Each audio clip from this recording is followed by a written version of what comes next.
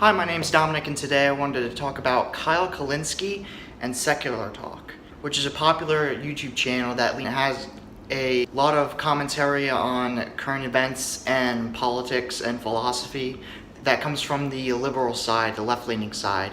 Its host is a guy who is supported by the Young Turks Network, and I think has a lot to offer the YouTube sphere.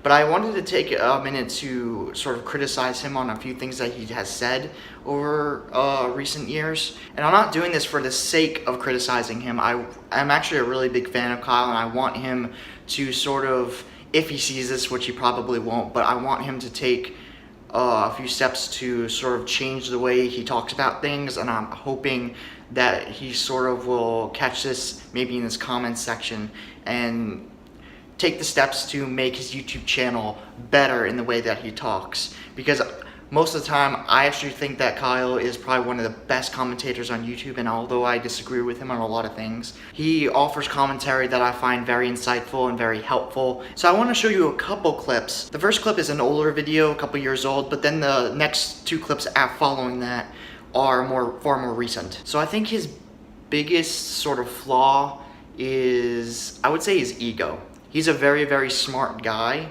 and I think he knows that, but a lot of times I think it sort of blinds him to saying the best thing that he could say. So in a video that's a couple years old, he talks about the question, are Americans stupid?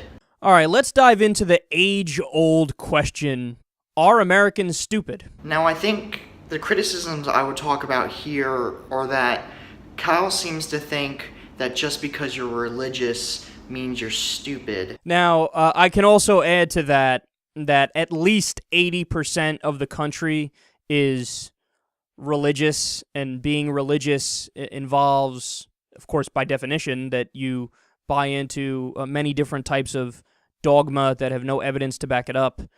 So, yeah, there's a strong case to be made that we're stupid. Which I think is a pretty ridiculous thing to say. There are a lot of very, very smart people who are religious, and although I'm not religious and I don't believe in God and that sort of thing, I don't think it's helpful to conflate everyone in that camp to be stupid.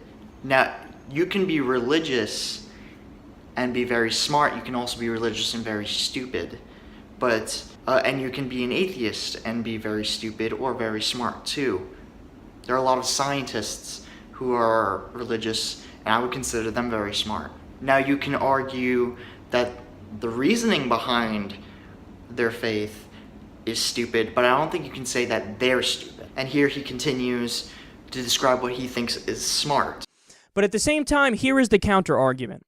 60% of us say that you shouldn't cut Medicare or education spending or Social Security. 60% of us say tax the rich a little more than we do.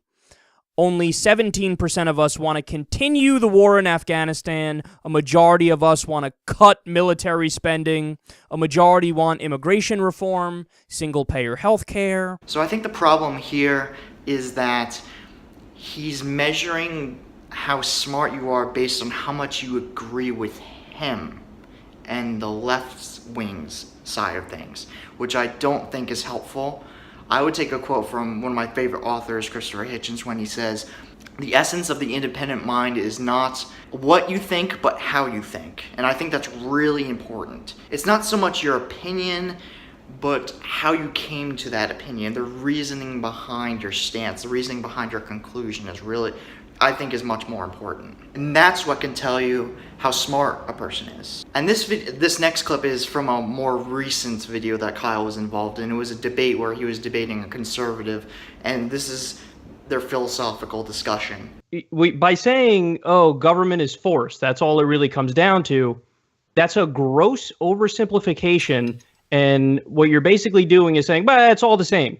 It's all the same. So when the government does Medicare, for example, and saves the lives of people who need health care and are over the age of 65, when the government builds roads and bridges, when we have firefighters and police, what you're doing is you're saying, well, look, ultimately, at the end of the day, government equals force, so all that stuff I'm going to lump into the same basket and say it's useless, or doesn't fit in my ideology or my philosophy, and say government equals force, therefore let's just disregard it and pretend like we don't need it. So I think it's really important when debating the other side, we represent their views accurately. And I don't think Kyle was representing their views well.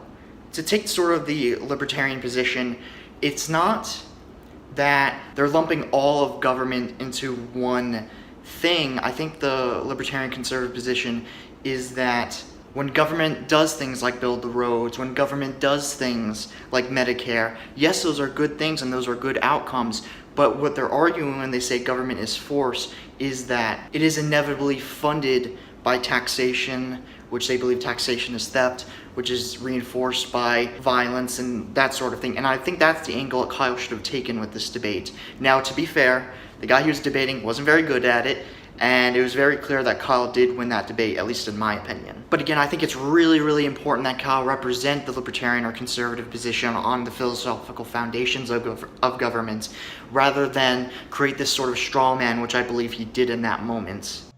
What I would submit to you is literally every single modern nation on the planet has a government, and the question is not, are we going to have government or not? Is it going to be an anarcho-capitalist society or not? The question is, what size government should we have?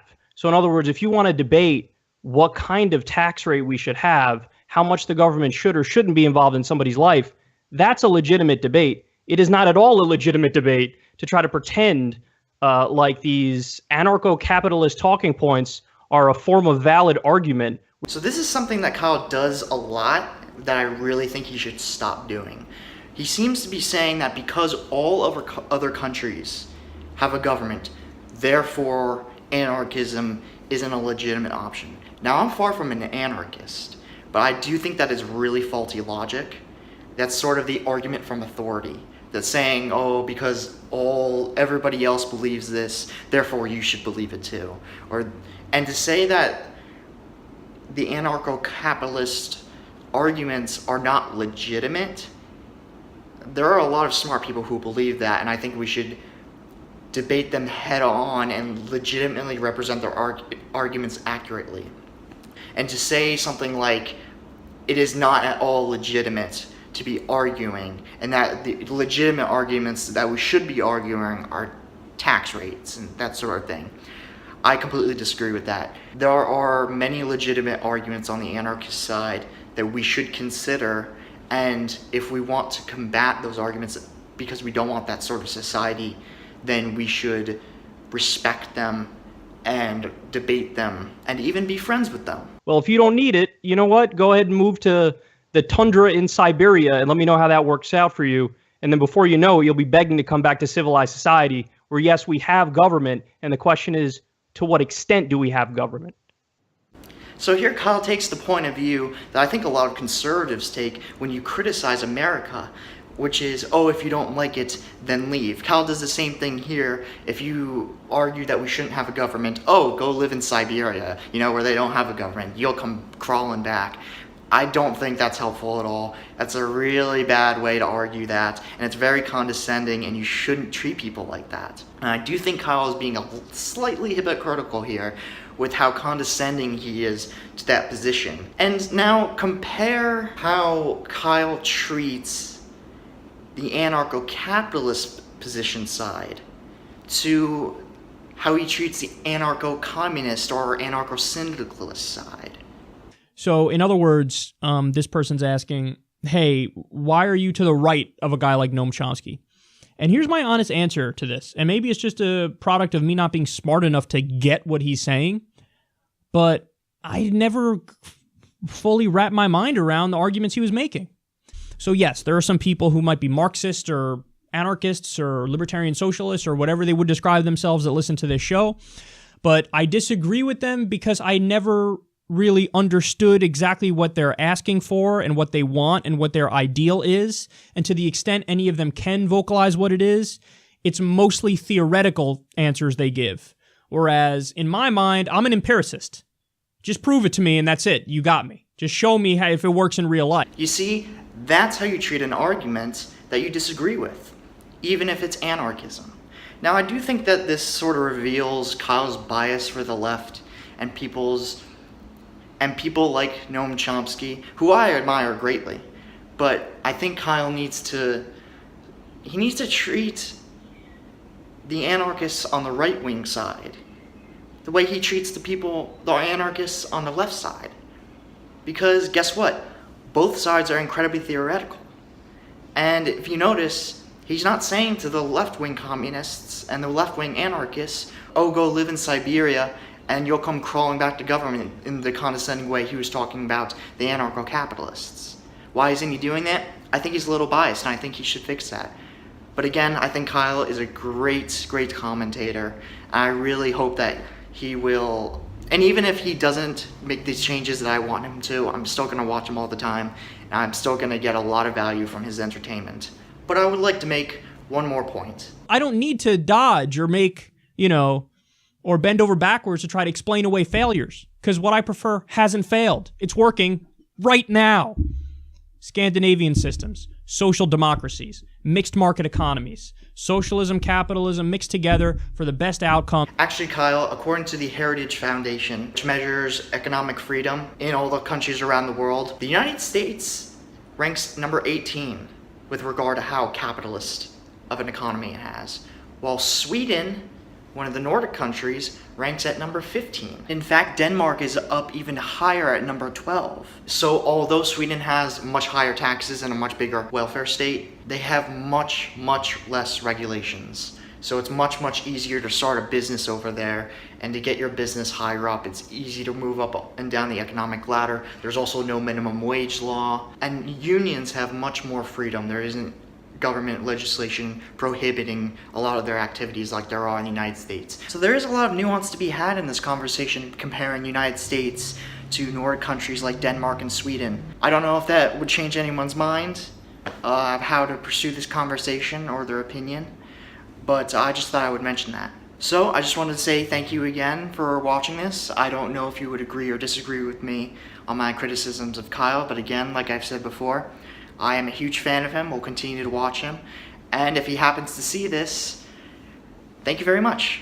Alright, like and subscribe please, thanks.